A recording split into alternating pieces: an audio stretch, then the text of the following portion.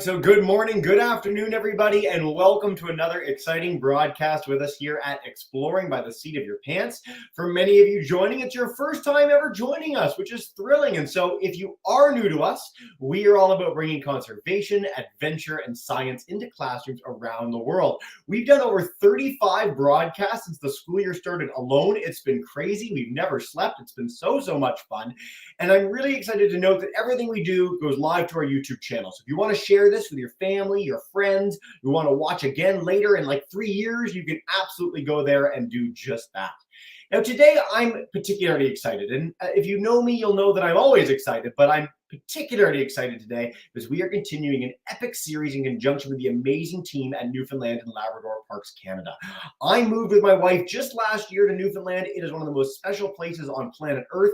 Last year, we got the chance to talk about moose in Gros Morne National Park. A few weeks ago, we got the chance to talk about Viking history up at Lonsa Meadows. And today, we are continuing to go to my very favorite educator, Cedric, at Parks Canada, live joining us in the forest today to talk about forest health restoration. A lot of you kids might have had the opportunity to hear about or even try your hand at tree planting. We're going to see what that looks like in a major context at a national park in Canada. So I'm so excited. I hope you are too. And without further ado, I'm going to welcome in Cedric to take us away. So nice to see you today, man. And let's dive in. Bonjour tout le monde. Hello, everybody. How are ya? So good. Yeah, so my name is Cedric. I'm a park interpreter here in beautiful Gros Morne National Park on the west coast of the island of Newfoundland. And I'm right in the forest. Christina is filming and the rain is starting to be a bit more and more intense, but who cares? We're outdoors. Around me, you can see some trees. So there's a bunch of green trees close to me. The main one you can see here, flat needle, very soft. That is your Christmas tree. So balsam fir, probably the main dominating tree here in western Newfoundland in what we call a wet boreal forest. It's mostly a coniferous forest. It's a big forest, the boreal forest is. It makes a big green belt all across Canada, all across Siberia and Russia. It makes a big ring around the world. Here in western Newfoundland, balsam fir is the main tree. There's also spruce, white and black spruce.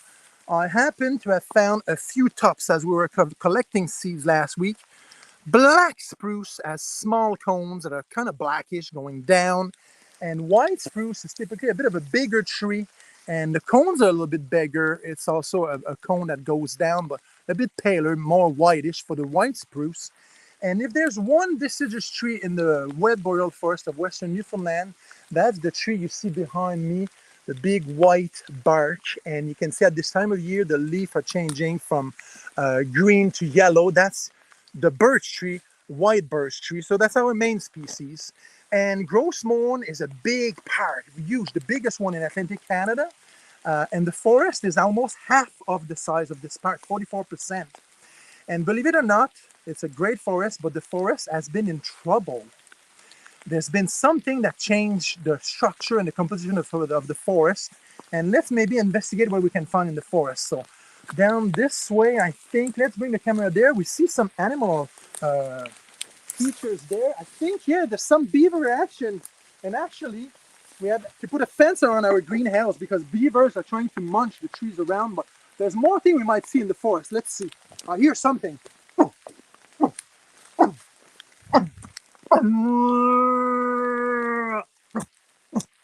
Oh, a nice tree. Oh, delicious. Balsam fir, I'm going to eat you all. I'm going to eat you all.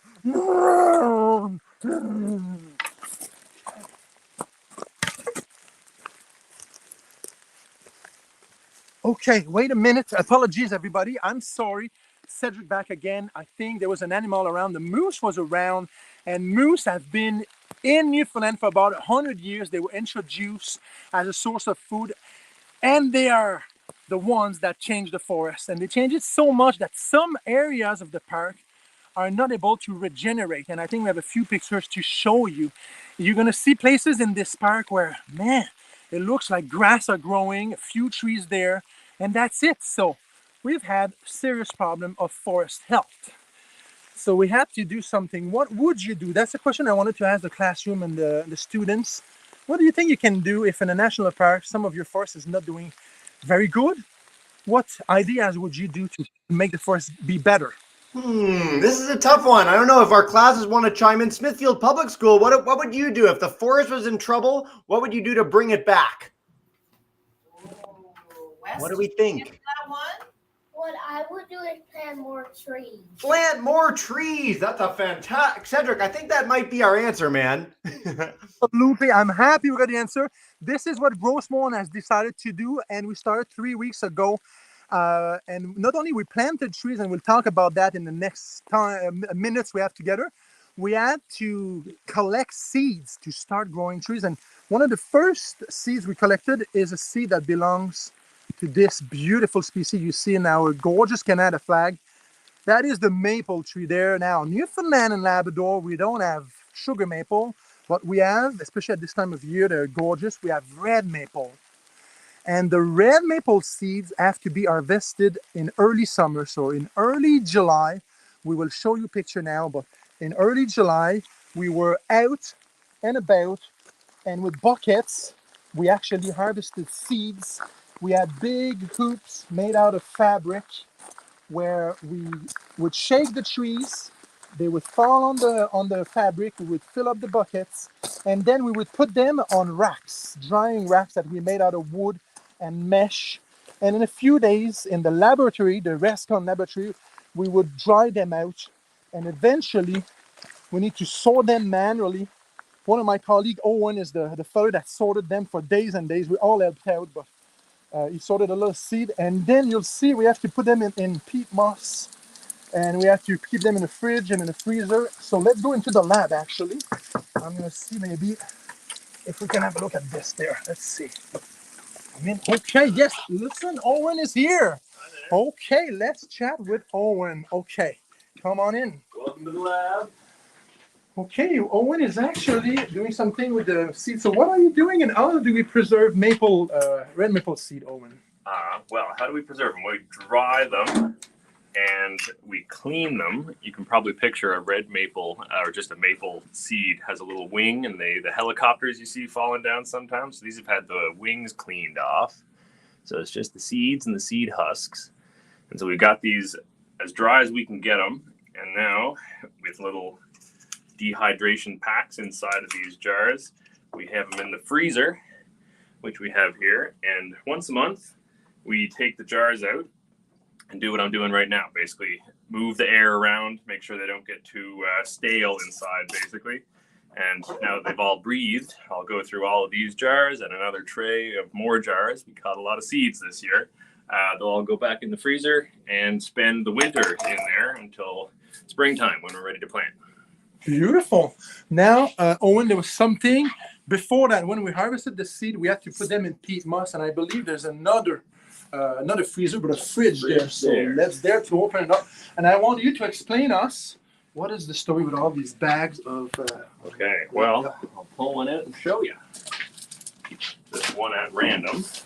So each one of these bags, we'll close this up and keep it cool in there. Each one of these bags is full of peat. It's basically medium for the seeds to sit in, and it's acidic to stop bacteria from forming and potential mold. But you can see all these are the seeds that aren't clean, so they still have their wings on them, and this is how we germinate them. But when we're a certain amount of them will germinate, and then the ones that don't, we store in the peat, so that come spring we'll be able to let them back out, warm them back up, and then they'll have a second chance at germinating and starting up again. Anyone germinating now? I guess they're slow.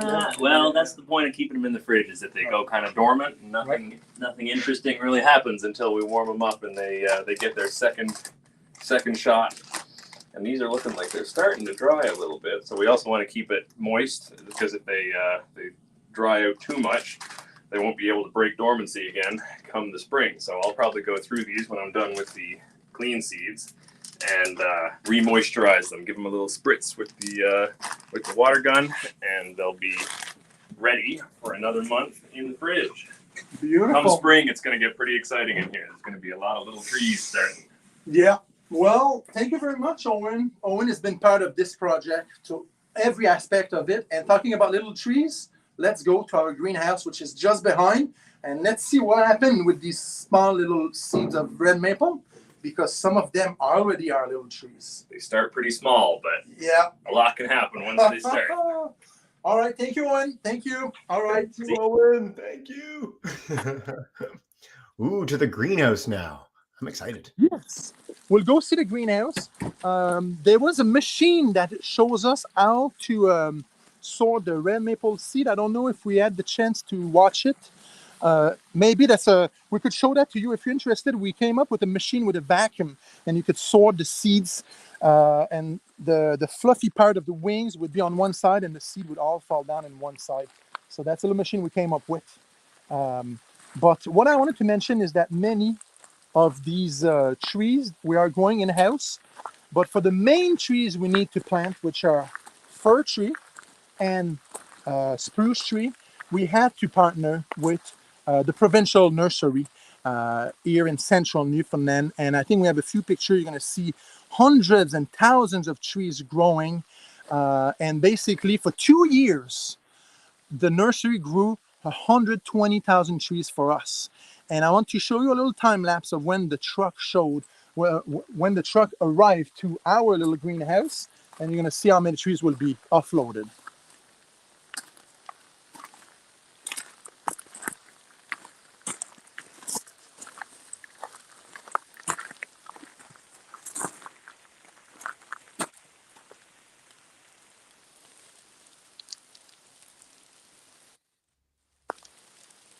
It's so amazing seeing this, Cedric.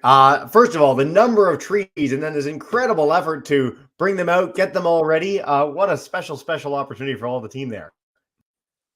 Yes, very much of a team effort. We're 5 main staff, but whenever that happened, we ask everybody around. We were probably 10 or 12 people to do that. And if you see me now, I'm the very place where all these trees were. And you can see only a little patch there that we're keeping for school programs happening locally now in the next couple of weeks. But what I want to go in now is our greenhouse and show you what's happening right now with the various trees we're growing. So let's go in. You might hear the rain because it's raining up there. So first, if we come close, you can see the tiny little maple trees. And as we planted them, they kept growing bigger and bigger and bigger, but they're still too young now to go straight up into the park. So they'll spend the winter not in the greenhouse, just next to the greenhouse in the nursery. And their leaves are starting to change color. Even though they're so small, they will drop their leaf as well. And what I want to show you here is what we did with the seeds. So you'll see I have the peat moss here, and we had a bunch of cones of a little container like that. We would just put the peat moss this way, and then from the germinated seeds we had in the lab, we would put the little seed right there, and then we put it down, water it. But what is very important is that whenever that little seed becomes a small plant with a couple of leaves and is strong enough, we're going to drop a little bit of very fine sand. And the purpose of that is for no other plants to come and grow on that ground. And also peat moss is very fluffy. So when we put water, everything kind of comes up. But if the little sand is there, that's better. When the tree is bigger, we'll even put a bit of a coarser grain, like a kind of small little pebble. And then this is the way to grow our trees. So we've seen some maple trees doing good. Now, if you look behind me, you'll see that the greenhouse is currently full of bags. And these bags look like potato bags. Are they potato bags? Let's go investigate. So let's come closer. I have a bag here that I open up. And that's what we've been doing last week for 3 days. We're about 5 people every day. And what we got is these cones. So this is a cone that grow on the basin first, so on the Christmas tree. I have a branch here. At the tip of your tree, typically, you're going to have a bunch of cones. And what we did was a partnership with the pulp and paper company. There's one based out of Corner Brook where Jesse lives. And we just asked them, where are you cutting the trees now for the pulp and paper? Can we come down, find the trees that are on the ground, and just harvest these cones?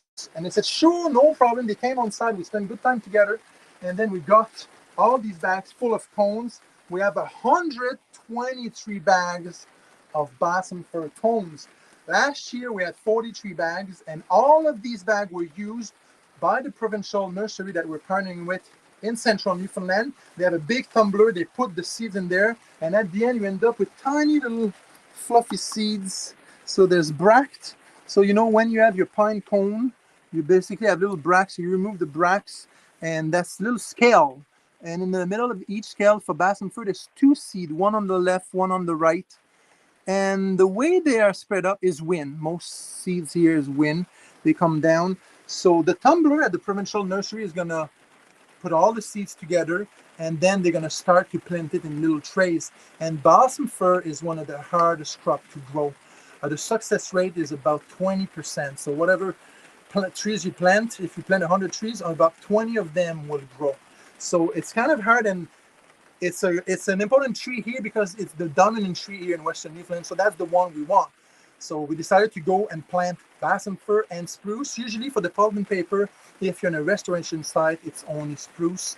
Here we want to do the same thing than what the ecosystem is. So not only one type of tree. So we'll definitely have spruce, and we'll have fir, the two main ones. And the proportion we used was 2/3 spruce and 1/3 fir.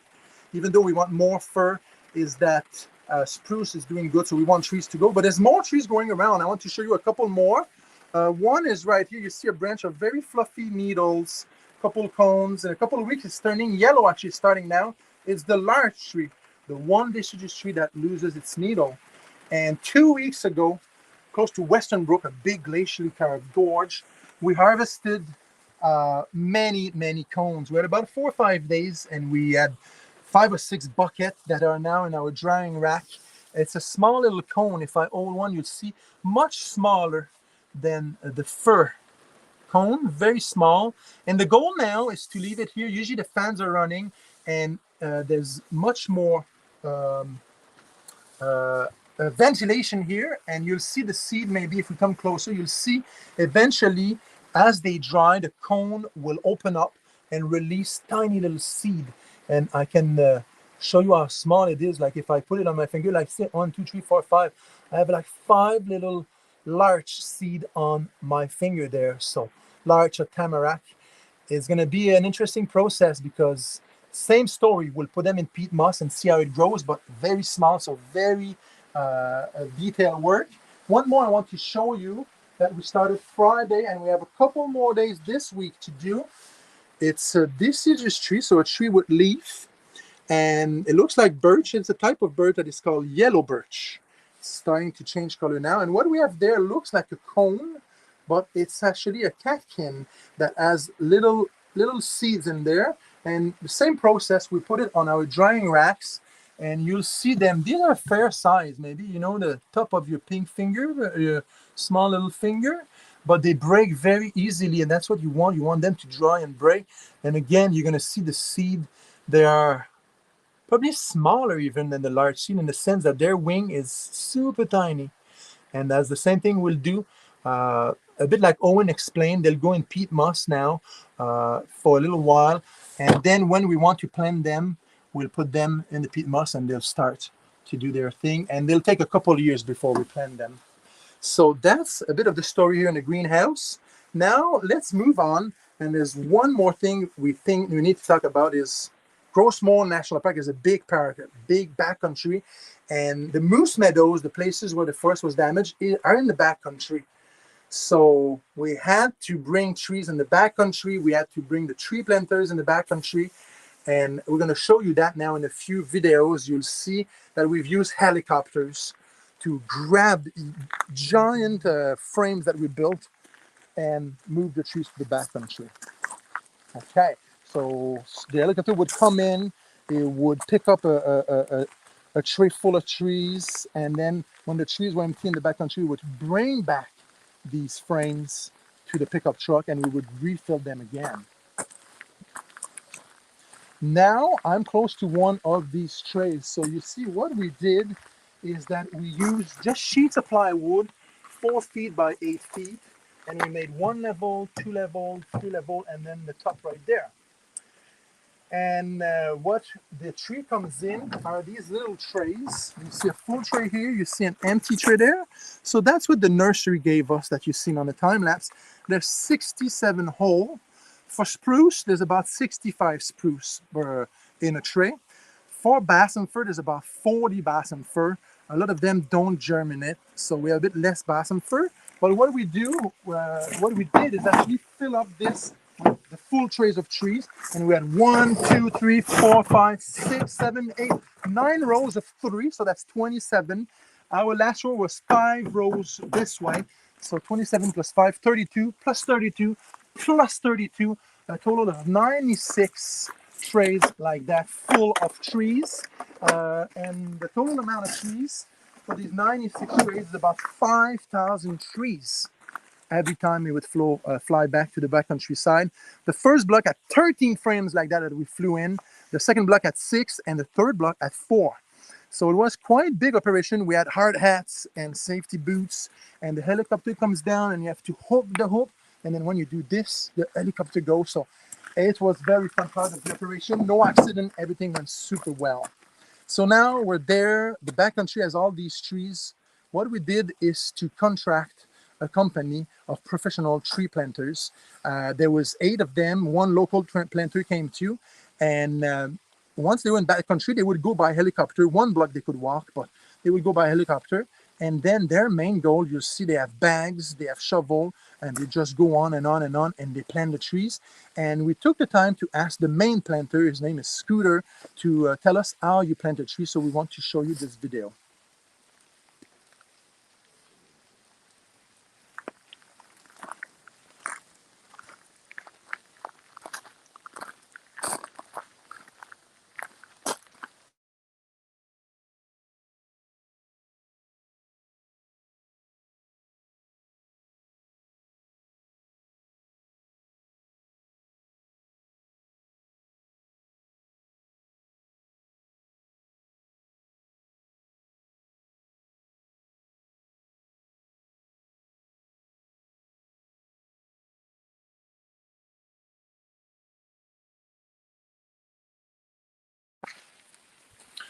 Perfect. So you've seen Scooter there showing us the tree, grabbing the tree, putting the shovel and planting it.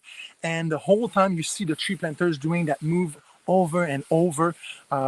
This was wonderful. The weather was not too bad, a bit of rain, but we did it well. So this is what happened. Now, this year was 120,000 trees. Next year, we are aiming for 300,000 trees. The year after, 300,000 trees, and that will be the end of our 5-year project. But we're hoping to have 2 or 3 more years of maybe 200,000 or 300,000. We'll see, depending on funding and resources.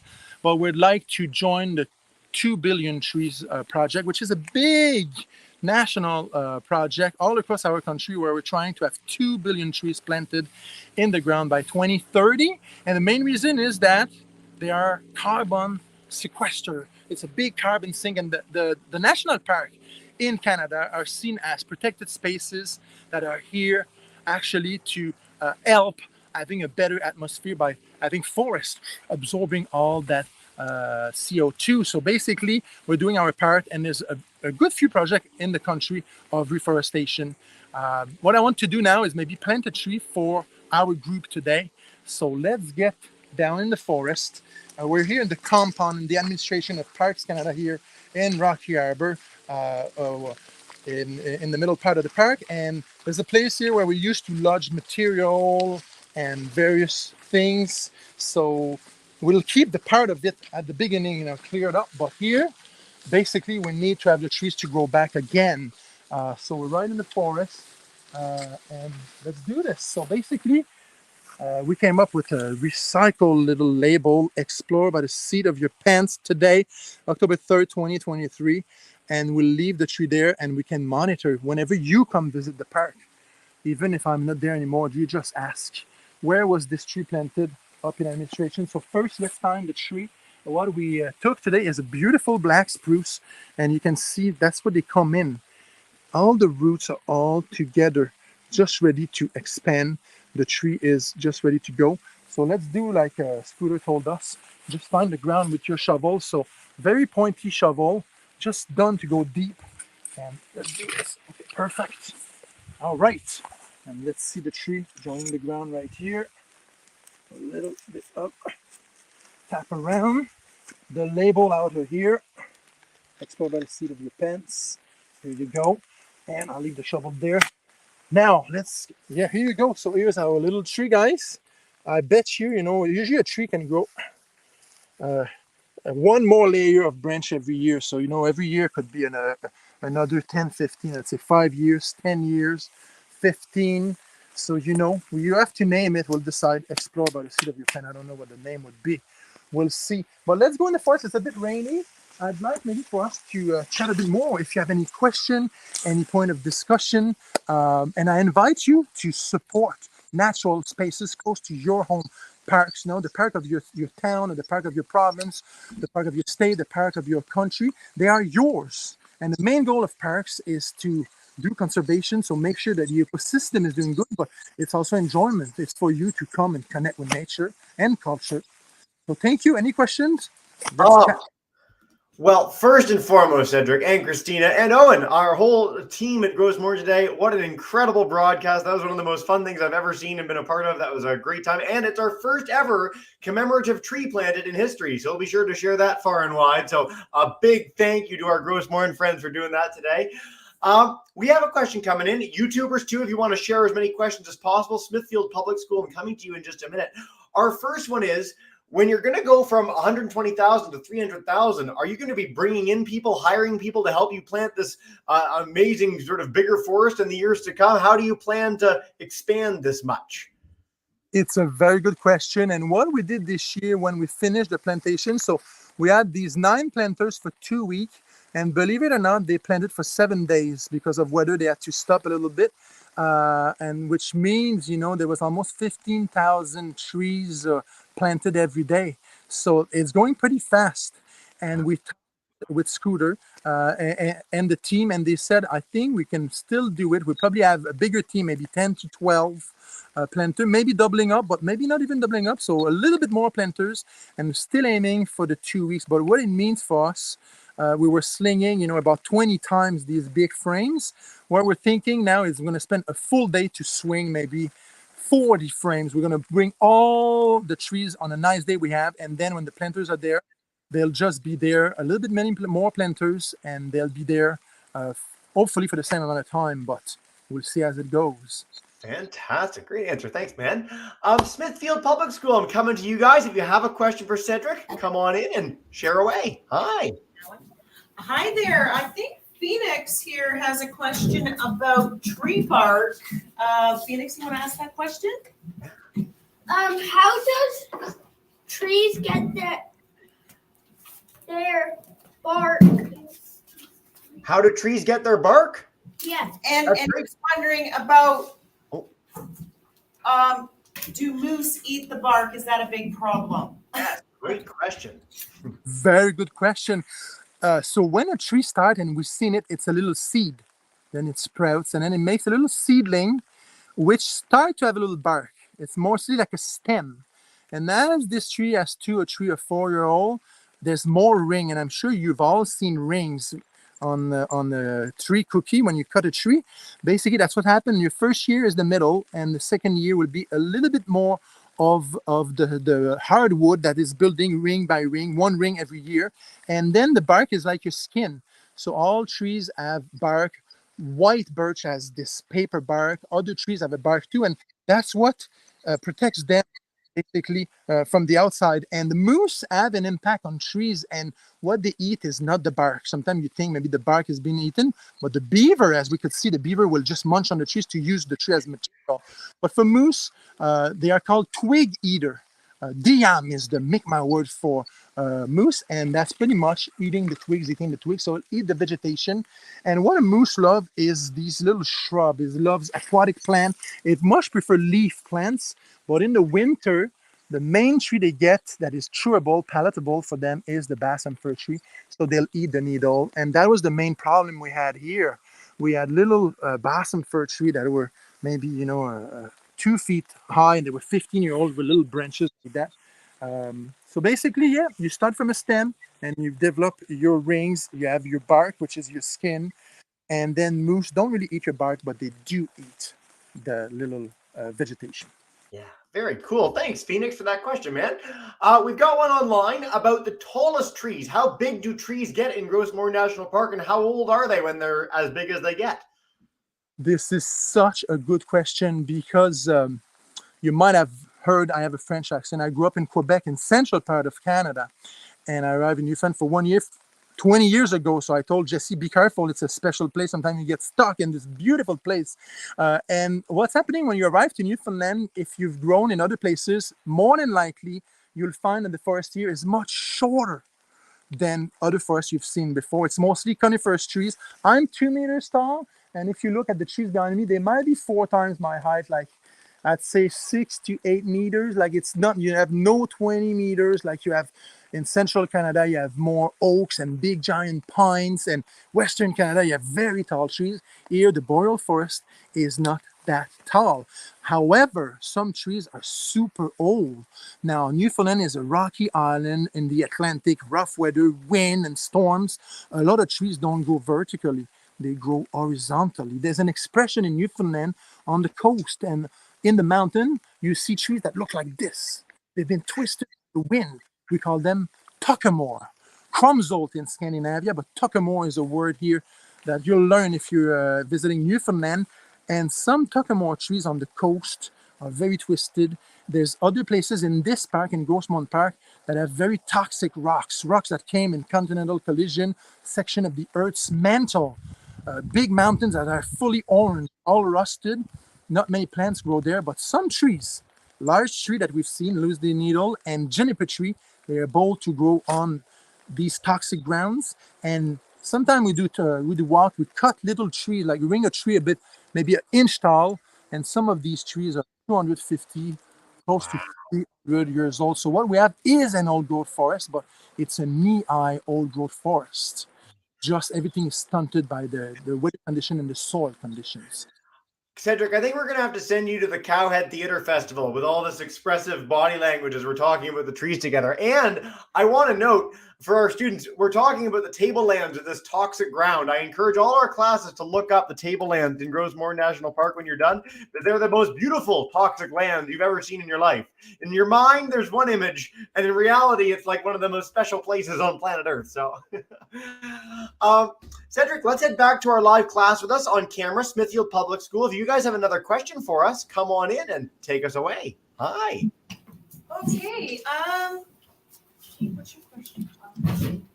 So many questions. I love the hands. Wes has a question about. Do you want to ask it, Wes? How long does a tree take to grow? Ooh. This is fantastic. Well, I have little trees. I want to show you a little tree right here. Yeah, let's come. Hopefully, we have good camera. Okay. Okay. So here are young balsam fir trees. We had to wait 2 years old when they were about that size to plant them this year. And usually when you have a ring of branches, it's a year of growth. So basically I have a ring of branches, that's the first year, 2 years, 3 years, 4 years, and that was last year, 5th years. So when you look at your trees, see, you can do it in the forest. With coniferous trees, it works. It has to be a full ring. 1, 2, 3, 4, 5, 6, 7, 8, 9, 10, 11, 12, 13, 14, 15, 16. This tree next to me is about 16-year-old, okay? So that gives you an indication of how much growth per year, like I'd say almost 6 inch, which is phenomenal. And that's for coniferous trees. In other places in the world where we have no winter, trees grow even faster. So every tree species is going to be different and is going to be influenced by the weather and the soil conditions. Very cool. Great question, buddy. All right, we've got a question about where you choose to plant them. So we've seen in the pictures at the beginning these big areas where the moose have sort of cleared it out. When you're planting trees in a place like this, how do you know the moose aren't going to come in and just eat them all again? Is there a way that you can prevent that? Oh, yes. Well, actually, this is a very good question. And we could not have planted trees about 10 years ago because moose were very in high number in this park. About 20 years ago, there's about 7,000 moose in the park. But what we did is phase one. So forestation, forest restoration is phase two. But phase one started in 2011. And what we did, it's a moose reduction program, a moose harvest. We look at a few options. But basically, as a Newfoundland librarian, you're allowed to apply for a moose license, myself included, and go hunt for moose. And so from about 5,000 moose in 2011, we have 2,000 moose, and most of them are back in the back country. What we did, we selected by imagery, so with satellite imagery, Google Map, you see a little zone. We selected these polygon, and then we went in. Sometimes we walk, sometimes by helicopter, and that was Owen's job and my 2 or 3 other colleagues. Go in, check out, do a perimeter that we're going to plant, and every 100 meters take a little sample with a rope and decide, are we planting there or not? And then the question about, are we going to protect the trees to be eaten by moose? The answer is no. 2/3 of the tree are spruce, so spruce, moose don't even bother. And fir tree, it's a bit more tricky. They're harder to grow and moose love them, but the planters would usually put them wherever they're going to grow. And there might be the odd moose coming and eating on these trees, but more than likely, the places where we're planting the trees, moose don't have big densities anymore. So Okay. these trees should be fine. Fantastic. Thank you, Cedric. And if our classes want to watch the moose program, you can head to our YouTube channel, type in Gros Morne. You'll see that. You'll see Cedric and I again looking very excited about that program as well. Everything lives online forever if you want to check it out. We're going to take one more from our live group, and then time flies and you're having fun, Cedric and Christina. So we're going to wrap up not long after that. But Smithfield, if you have one more question before we say goodbye today, come on back in. Okay, I have Emmett here. I don't know if you can. Oh, Yep. Hey, Emmett. you're on camera, Emmett. What do you have there? Yes, regard. Why are the moose eating the trees there? Why are the moose eating the trees there, Cedric? Oh, that's good. It's the same reason that you were eating your breakfast this morning, and the same reason you're going to eat your supper tonight. So imagine all of you students are moose. You're a big animal. You can weigh 1,000 pounds, like 500 kilos, but you don't eat meat. You're an herbivore. So you're going to need to eat a lot of food. And basically, the food of moose is trees. It's mostly leaf trees, aquatic plant. It's balsam fir in the winter, and it eats a lot. It eats about 50 pounds, so 20 kilos of food every day. And why do they eat it? They just eat it to grow their body, and in the summer, from the spring to the fall, to grow their antlers as well. The antlers are the fastest growing bone in the animal kingdom. So imagine all the energy, all the food that you need. So that's what happened with moose. Big animal, big appetite, and big trouble when you have a protected place and there's too many moose. So basically, moose are just hungry, and we just need to now maintain the numbers of moose. And one thing I need to do to confirm before we finish, moose are not native to Newfoundland. For the one that maybe didn't know, moose were introduced on the island about 100 years ago as a source of food, and they don't have much predator. There used to be a wolf that is now extinct, maybe a bear, maybe an eagle, maybe coyotes working together, but mostly on small moose or injured moose. So that's easy for moose here. Lots of food, not much predation. So in a protected park like Gros Morne, we just need to maintain the moose number to where it is, which is a right number now. About 2,000 moose in this park is good, and we start to reforest, so the forest is going to come back. We kind of maintain our two items there: lower moose population and starting to help the places where trees could not grow because there was too much lunch of moose. Fantastic. Cedric, we could talk all day. Unfortunately, we're nearing the end of the broadcast, but classes have to go to the next period. I wish we could keep them all day long. They don't let us do that in schools around the world, unfortunately. So I will encourage our classes. Check out Gros Morne National Park. You'll never see a more beautiful place online. Cedric and I know this firsthand. It is such a special part of the world, and it's such a privilege to get to hang out in a really wet and rainy forest today with the most tolerant educators and interpreters of all time to tell you this story. You can check this out, share it with your friends on YouTube, and a big thank you to all our classes, both live and on YouTube, for joining today. Cedric, before we wrap up and bring in our class to say a big thank you and farewell, is there any final message you want to share to our kids or adults tuning in about forest health restoration in Gros Morne? Yeah, absolutely. So keep the forest in your life. Keep supporting protected places. And whenever you have a chance, go hug a tree. and be thankful for the trees around you because they're part of the big life around the planet and they do so much for us. I gotta say, I'm one of the only people I've ever met that actually literally hugs trees. It's a lot of fun. Everyone should literally hug a tree when they're done this program today. Grade 2s, grade 12s. If you're 105, go hug a tree when you're done. Cedric, couldn't have thought of a better way to end it. Smithfield Public School, if you want to join me in saying a big thank you and farewell, we are done the stream. Everyone have a wonderful day. Bye, guys. Bye, kids. Bye, Cedric.